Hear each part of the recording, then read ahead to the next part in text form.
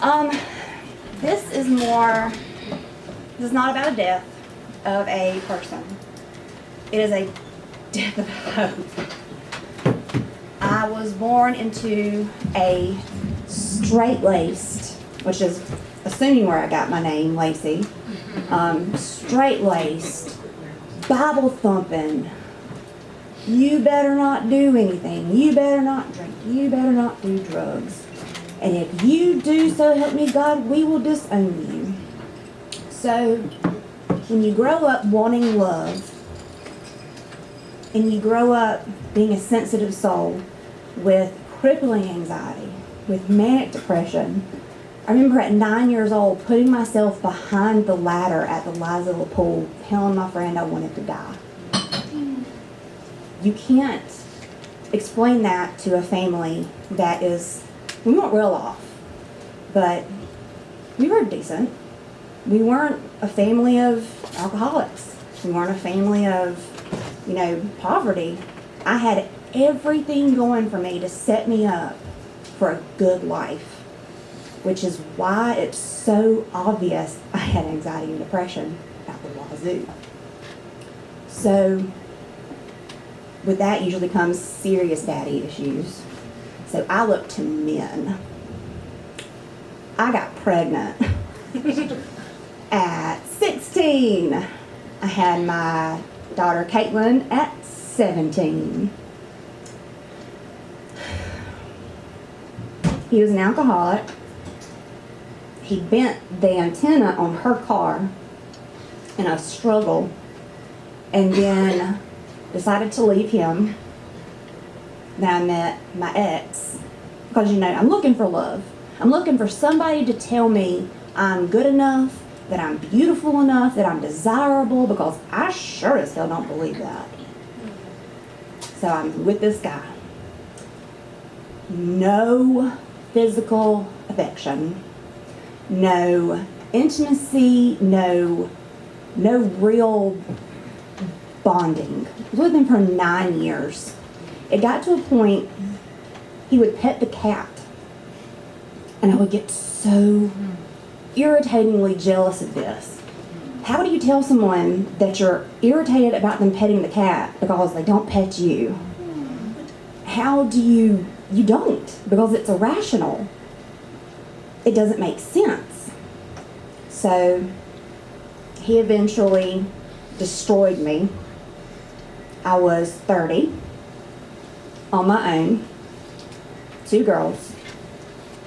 I had a full-time job, no formal education.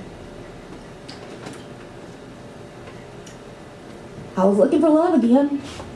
I was on that path because I had to find somebody, because I couldn't do it myself. I struck out 5 times one day. I texted one guy, he was busy. Another guy, my cousin didn't think I should date him. There was another guy from Tinder, there was another guy from Match, there was just 5 times. And I remember on the drive home just thinking, this is rock bottom, nice to meet you. I thought I'd been here before. I hadn't.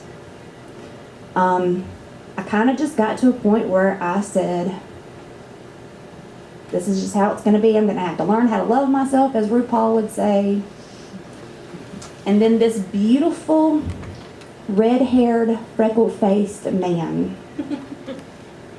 This is a picture of him as a child. He and I met through Match. He has Cherokee blood on both sides. He is redheaded, freckle-faced, no kids, never married. He is a unicorn. You don't find men like this. You don't find men that are like this, that don't have some sort of crippling mental issue or crippling disability. They don't come around. And I thought, what did I find? Oh my God, I struck gold. He lived above Dahlonega, so I thought maybe I had struck gold. He lived in LJ, and he was dirt poor his entire life, and he looks at me like I am something incredibly special, which is nothing I've ever experienced before. So I married him. We went to the Cohutta Overlook, sorry. I always say it wrong. It's a big stone pavilion with walls crumbling. I thought it was some romantic Civil War place until today I found out it was built in the 1960s by the Forestry Department.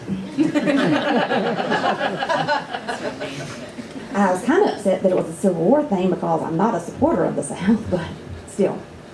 The walls were starting to crumble, and we'd gone up there several times. So on my wedding day, I wanted a handful, no more than a handful, no more. I hand-stitched my own napkins. This was a piece of the napkin that my best friend put in a resin necklace for me. I walked with a star lantern, no flowers.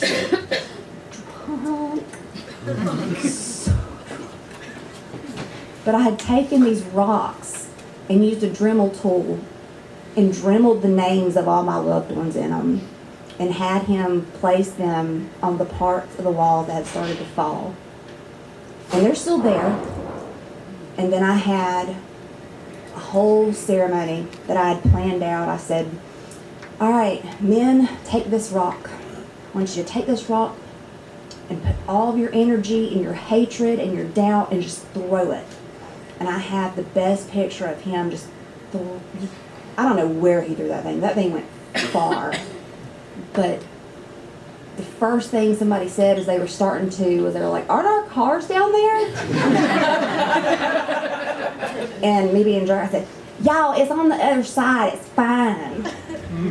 So we went to the cabin.